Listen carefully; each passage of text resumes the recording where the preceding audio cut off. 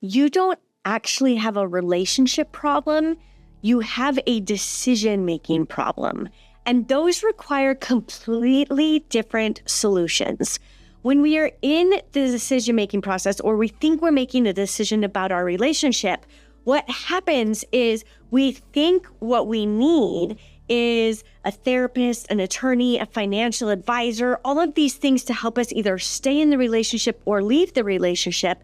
But what we really need is somebody to help us make the decisions in that process that is focused on you and what you need, not what is going to serve like both of you as a couple, or what is going to make money for your attorney or financial advisor, but somebody in the room that is focused on you and your decision-making. My name is Jessica Frew, and I am a decision-making coach for high-achieving women, and I help you make decisions in your relationship and in your business, and often those go hand in hand. I help women release the conditioning so that they know how to make decisions that are best for them. And today we are going to talk about the fact that while we think we are solving the relationship problem with the therapist, the attorney, the financial advisor, these people that we bring in to help us in that, what you actually need is a decision-making coach who helps you get focused on you and what feels best for you in this process, because not one size fits all. It never has, it never will. I often just think about like clothes in the store, trying to put on something that's one size fits all. And I've been different sizes in my life where at one point those were all way too big and at another point they were all way too small. It doesn't fit for anybody at any given time perfectly.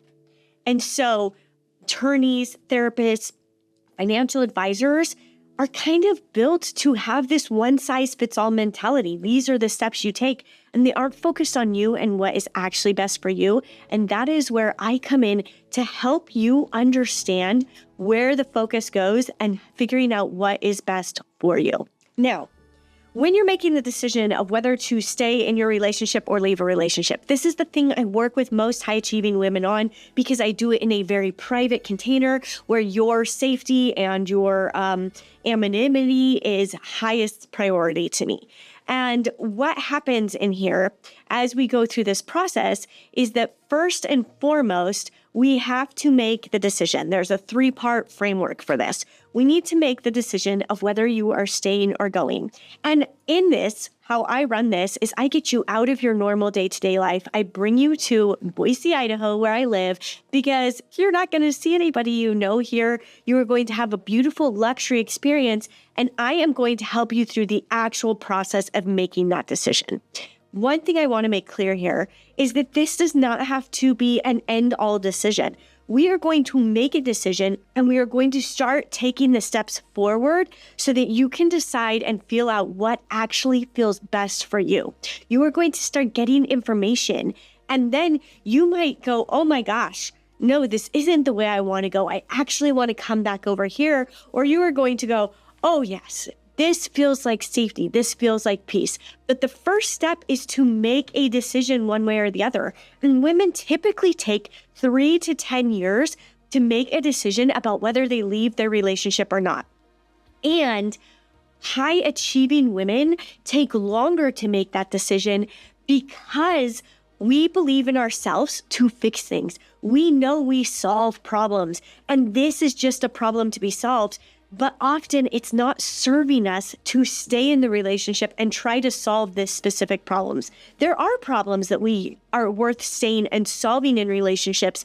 But if you have been sitting on this decision whether to stay in the relationship or go, most often it means you're ready to go and you are ready to solve the problem in a new way. 3 to 10 years. I'm going to be really honest. I am 42 now. I'm not waiting another 3 to 10 years in a relationship. I'm not sitting on a decision for 3 to 10 years. Even if I was 20, in my 20s, I made the decision to get divorced the first time. Those are not decisions we sit on because they change our life to sit or stay in them. So we take a weekend, you take a couple days with me, and we're going to make that decision. This is the first part of the framework, is you have to make a decision. And then we are going to figure out how to maximize the professionals we need in that process. So we're actually going to create a plan. What does this look like next? What professionals do you need? If you are staying, who do you need to bring in to help you and support you? Decision-making coach, therapist maybe, if you guys want to go to couples therapy or you want to work on some things on your own, definitely things to decide there.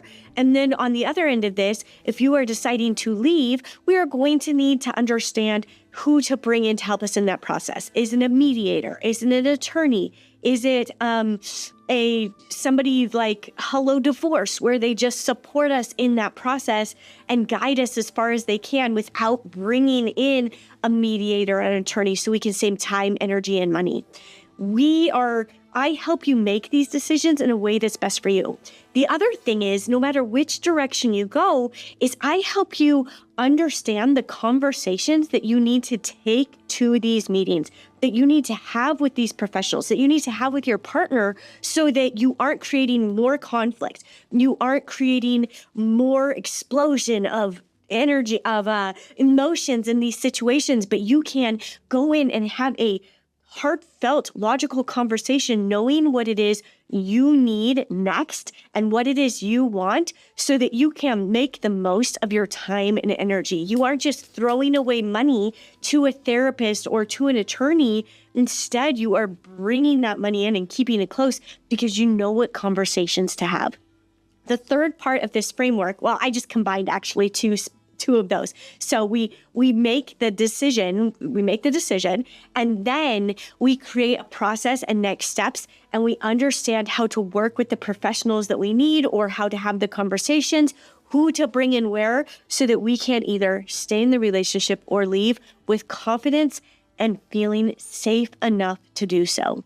We think that in these decisions, we're looking for happiness and peace and calm and joy, and we are looking for those things. But what we're actually looking for is safety to be able to feel those things, to be able to have the conversations that bring those things in, to be able to make the decisions and take the steps forward that allow us to feel that. And so this is how this three-part framework works. Again, we make the decision, that's the first step. And then these two next steps of creating the process and bringing in professionals that we need go hand in hand. And we're going to do that in a way that saves you time, energy, and money. Now, decision-making is a skill that we learn. And it has been conditioned out of us at a very young age. And it continues to be. And as a business owner, as a high-achieving woman, it has been conditioned out of us in how we should run our businesses and how we should live our lives and how we should show up as a mom if we are a mom and how we should do all these things. And so we have lost some of that decision-making power. And while we might feel like we are really decisive in some areas of our life, like maybe in our business, we're like, yes, let's do this, let's do that. If we are struggling with a decision in our personal life, it is impacting how we make decisions everywhere else. And even if we are a very decisive individual in one area of our life, we might struggle to make decisions in another area, and that's okay. That doesn't mean we aren't capable. That doesn't mean anything. It might mean that we are overwhelmed with decisions. We are making decisions all day in our businesses and in the things that we do. And so when we get over here to this side of things, is like, I am too tired to think about our relationship. I am too tired to think about what it would look like to leave this relationship or what it might feel like. And that is part of the beauty of getting you out of your day-to-day life to make this next decision in your personal life. And just because we are like really decisive in our business doesn't mean we can't create that in our personal life, that we can't create that in our relationship and bring some of these things and mesh them together. Because if there's anything I have learned as an entrepreneur and founder of my own business and a couple businesses, is that we are going to, like, our personal life very much mixes over into our professional life. In fact, most of us are doing what we do professionally because of something that happened in our personal life. And so these things need to be able to mesh, and we get to practice this muscle and this skill of understanding how decision-making works in all areas of our life.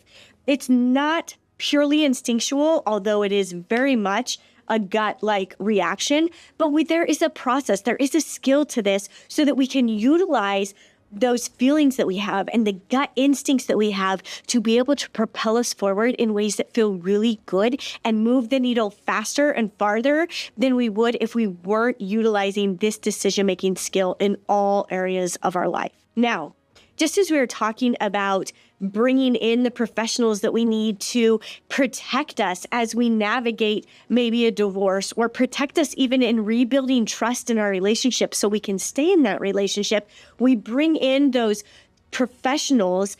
You are missing an essential third professional if you aren't bringing in someone to help you understand your decision making. If you aren't bringing in somebody that is hyper-focused on your decision making and helping you see where you are making those decisions in a way that feels best for you, then you are missing out. I mean, you aren't going to go to court without an attorney. Like, that isn't going to happen.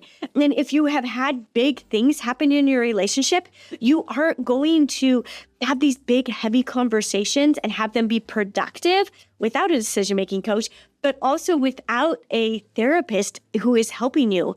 And you aren't going to go into this process of dividing up assets or shifting how things are handled in your relationship without a financial advisor who is helping you assess what are the best moves to protect the assets you have built, to protect that business you have worked so hard on, to protect your relationship as you navigate financial decisions, because we all know that talking finances can be a very heavy topic in relationships. And so, just like you have those things, you want to make sure that you have somebody on your side in your court calling you out sometimes and also supporting you and building confidence to make those decisions. And if you are looking for that, if you think you might even possibly be ready for that, maybe you're like, I need more time. Bullshit. If you are here feeling the feelings, get on a call with me today and let's see what this whole process looks like. I'm not going to tell you to file for divorce tomorrow unless you are actually ready for it, but I'm not going to help you. I'm going to help you understand how to take the next steps, whether you stay in your relationship or leave, in a way that actually feels doable and feels good to your nervous system. You can get on a call with me this week. Next week, I have limited availability, but you can go check the link to see what I have. It's a free call, and we're going to figure out what feels best for you moving forward and how we might be able to support you in this journey and how you can have an advocate on your side cheering you on and calling you out in the kindest way possible. You can go to theboldlogic.com/call, or you can head to the notes below and kind of feel that out. Now, if you want more now, you're like, Jessica, give me more. First of all, get on that call. And then I'd like to point you towards another video that is going to help you. And it's going to help you understand why you might be feeling resentful or angry or bitter in your relationship and you don't really understand why. And whether you're staying in your relationship or leaving, this is information you really need to know. And so I would go to this video right here and you can listen to that now. It is going to help you gain clarity about why these feelings are building, why you're carrying them. Maybe it is in your business, maybe it is in your relationship. Either way, it's going to help you understand and see these. Oh, and maybe you're carrying those feelings in your parenting and you just don't want to admit it because you want to have this beautiful relationship with your kids, and you can and you will, but you need to know why feelings of anger and bitterness and resentment are boiling up and probably keeping you stuck. You can find that right here.